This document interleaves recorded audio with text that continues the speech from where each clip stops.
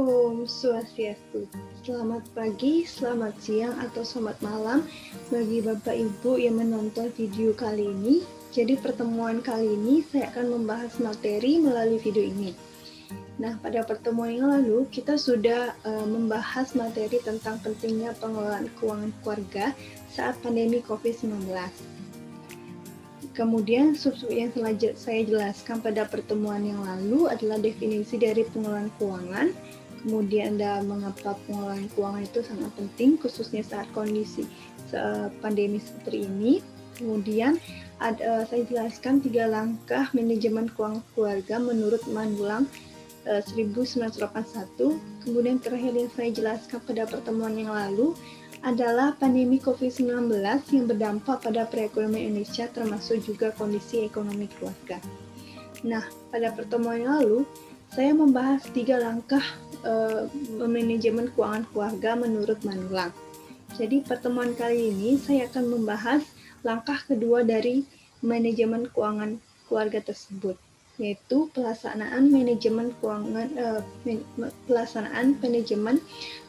keluarga yang langkah tersebut memiliki 4 sistem. Jadi pertemuan kali ini kita tidak akan membahas 4 sistem tersebut, tapi saya akan membahas kembali salah satu sistem tersebut, yaitu sistem buku kas yang nantinya akan Bapak Ibu terapkan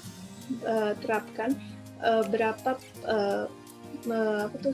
Bapak Ibu nanti akan terapkan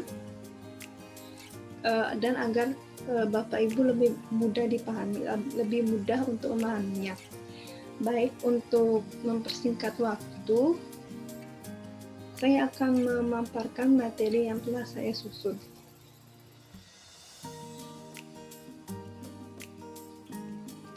Baik, berikut adalah materi yang telah saya susun, yaitu pertemuan yang lalu kita sudah saya sudah memperkenalkan diri.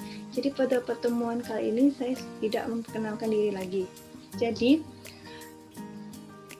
masuk ke materi. Jadi materi yang akan saya sampaikan atau jelaskan adalah tahap-tahapan bagaimana mengelola keuangan keluarga. Jadi pada tahap ini saya akan menjelaskan bagaimana tahap-tahapan bagaimana keuangan keluarga. Nah, setelah itu dimohonkan Bapak Ibu untuk menerapkan bagaimana pengelolaan keuangan keluarga yang Bapak Ibu miliki. Jadi berapa pengeluaran dan pemasukan yang Bapak Ibu miliki nanti akan diterapkan pada tahap-tahapan yang saya akan jelaskan nanti. Jadi sebelum saya menjelaskan inti dari materi ini, saya akan membahas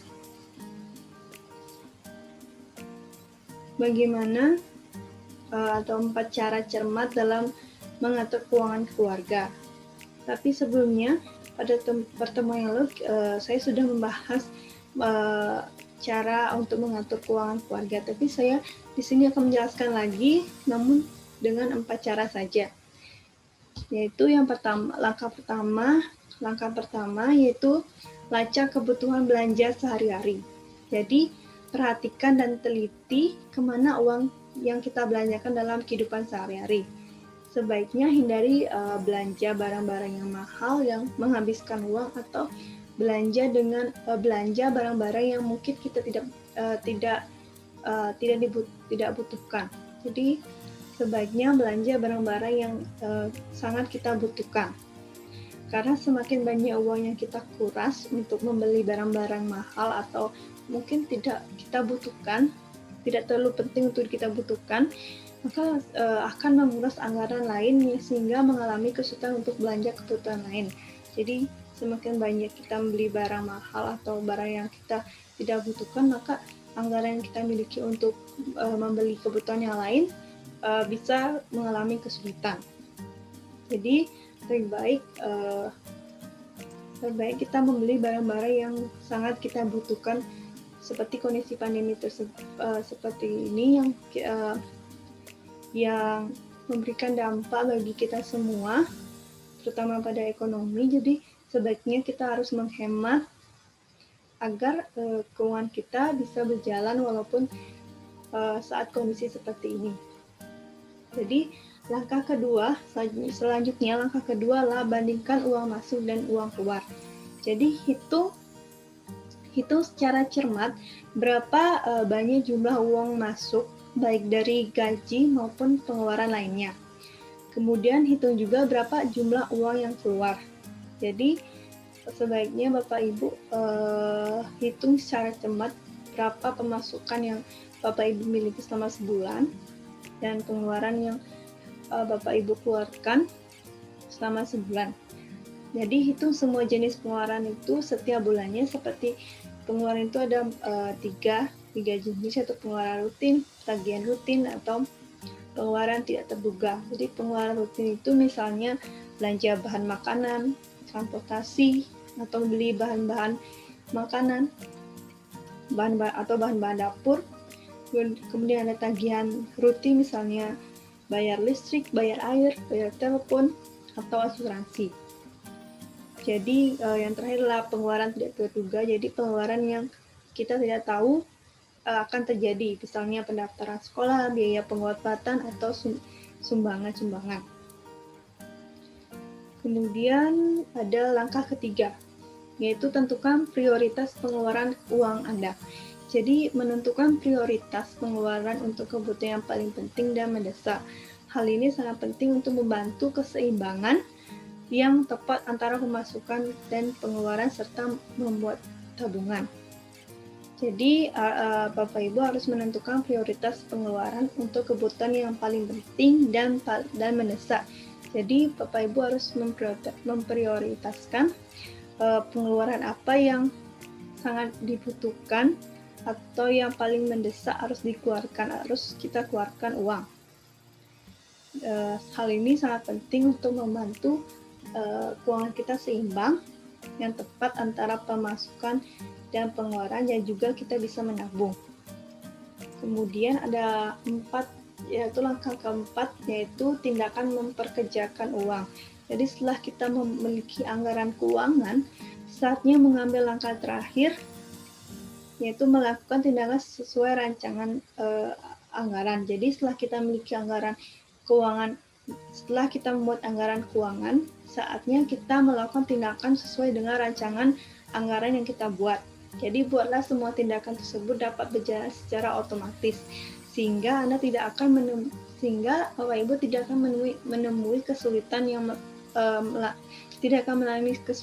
saat melaksanakan tindakan sesuai dengan anggaran yang kita buat sebelumnya. Seperti membayar tagihan rutin tiap bulan dengan cara memotong dari gaji atau tunjangan yang masuk ke rekening. Jadi materi selanjutnya adalah materi intinya, yaitu pembukuan menggunakan sistem buku kas. Jadi berikut adalah saya akan menjelaskan sistem buku kas yang nanti Bapak Ibu akan terapkan. Jadi sebelum menerapkan sistem buku kas tersebut, Bapak Ibu harus menyiapkan bahan-bahan. Bahan yang disiapkan dalam pembukuan keluarga. Yang pertama adalah siapkan kertas atau buku yang masih bersih, atau selembar kertas juga boleh. Kemudian siapkan pulpen atau spidol, atau juga pulpen juga bisa. Kemudian siapkan penggaris yang nantinya akan membuat kolom-kolom untuk mencatat berapa pemasukan dan pengeluaran Bapak Ibu miliki yang Ibu akan rencanakan membuatnya. Jadi kolom-kolom yang dibuat adalah pada slide selanjutnya. Jika Bapak Ibu menggunakan buku, sebaiknya bagian atas buku tersebut digunting agar lebih rapi. Jadi berikut adalah tabel atau kolom-kolom yang Bapak Ibu harus terapkan nanti setelah saya memaparkan materi dan membagikannya ke grup nantinya. Jadi pada sistem buku kas, pada pengelolaan tidak seperti yang diajarkan pada pelajaran akuntansi, Tapi lebih disederhanakan lagi seperti tabel berikut yang bisa Bapak Ibu lihat. Nanti saya akan membagikan contoh dari pembuatan kolom di kertas. Nanti saya akan bagikan ke grup. Berikutlah tabel yang nanti Bapak Ibu membuat atau terapkan, yaitu di sini ada tabel uraian, ada tabel pemasukan, pengeluaran, dan saldo. Jadi pada bagian atau pada kolom uraian di sini Bapak Ibu mencatat berapa pemasukan yang Bapak Ibu rencanakan selama sebulan atau anggarkan. Misalnya yang pertama gaji bulan Juli misalnya. Jadi itu termasuk pemasukan, jadi Bapak Ibu harus menuliskannya di pemasukan. Pada kolom pemasukan. Kemudian ada contohnya ada bayar listrik, jadi itu termasuk pengeluaran. Misalnya bayar listrik, bayar air, membeli bahan-bahan dapur atau membeli sabun, membeli beras, membeli minyak, itu termasuk pengeluaran. Jadi Bapak Ibu harus mencatatnya di pengeluaran. Kemudian misalnya dalam sebulan pemasukannya 1 juta, setelah ditambah pemasukan yang terima, kemudian ditambah di bagian total. Setelah pemasukan ditotalkan atau ditambah, maka pengeluaran juga harus ditotal atau ditambah. Jadi setelah pemasukan dan pengeluaran ditambah, dijumlahkan semua, maka total pemasukan dikurang dengan total pengeluaran.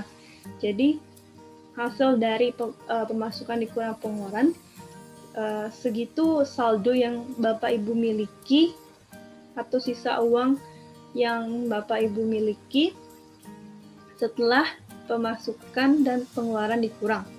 Setelah pemasukan dan pengeluaran. Dan setelah pemasukan dikurang dengan pengeluaran. Jadi Bapak Ibu harus, setelah saya menjelaskan materi ini, dimohonkan Bapak Ibu untuk membuat sistem pembukuan ini. Saya misalnya dalam sebulan Bapak Ibu membuatnya. Jadi setelah ini saya akan menjelaskan tips mencatat keuangan rumah tangga secara rutin. Jadi ada 4. Yang pertama adalah wajib meminta kwitansi. Jadi kumpulkan segala kwitansi atau stok belanja ketika kita mengeluarkan kas atau uang. Misalnya kita belanja di Indomaret, pasti akan kasir akan memberikan stok belanja. Jadi itu tidak harus dibuang, tapi dapat disimpan. Ini nanti Bapak Ibu catat di kolom tersebut, di kolom pengeluaran. Jadi bisa simpan di dompet atau tas penting agar tidak lupa dan mudah kita buka ketika kita memerlukannya. Kemudian catat segera selepas mengeluarkan kas setiap hari. Jadi catat segala pengeluaran yang kita keluarkan, misalnya tiap hari. Jadi kita harus mencatatnya, misalnya buku pembukuan keuangan keluarga itu tertinggal di rumah. Jadi kita bisa mencatat apa yang kita keluarkan, misalnya membeli bensin, membeli sabun, membeli minyak. Kita bisa misalnya di luar, kita tidak membawa bukunya, kita bisa mencatat di handphone pada bagian memo boleh, kemudian bisa dicatat di SMS atau di WA bisa. Kemudian ada yang ketiga adalah kerjasama. Yang paling penting adalah kerjasama dengan pasangan agar saling mau mencatat pengeluaran pasangan. Jadi bapak atau ibu bisa saling kerjasama dengan pasangannya untuk saling mencatat pengeluaran masing-masing atau pemasukan masing-masing, yang tentunya akan bisa melihat seberapa pengeluaran yang dikeluarkan atau pemasukan yang diterima. Kemudian ada yang terakhir ada apabila ingin menabung, tabunglah di awal saat pemasukan kas dari gaji. Dan jangan tabung dengan uang pertama, bukan uang sisa. Jadi sebaiknya jika Bapak Ibu ingin menabung, sebaiknya menabung saat kita menerima pemasukan pertama atau misalnya gaji. Jadi sebaiknya kita lebih awal menabungnya daripada kita menabung di akhir atau sisa uang. Misalnya setelah kita mengeluarkan, setelah kita mengurangi pemasukan dan pengeluaran, nah sisa saldo atau sisa uang kita itu kemudian ditabung. Sebaiknya kita menabung di awal atau tabung dengan uang pertama atau pemasukan pertama itu sebaiknya kita tabung, tidak bukan pada uang sisa. Baik Bapak Ibu, sekian yang bisa saya sampaikan materi ini. Mudah-mudahan Bapak Ibu bisa dimengerti, atau mungkin ada suara-suara saya yang kurang terdengar. Nanti saya akan membagikan materi ini di grup yang bisa Bapak Ibu baca-baca saat di rumah atau bersantai. Saya mohon maaf bila ada kata-kata yang kurang jelas atau kata-kata yang menyinggung. Saya mohon maaf dan terima kasih Bapak Ibu sudah menonton video kali ini, video pemaparan materi kedua ini. Jadi saya berterima kasih banyak dan saya tutup dengan Parama Santi. Om Santi Santi Santi. Terima kasih.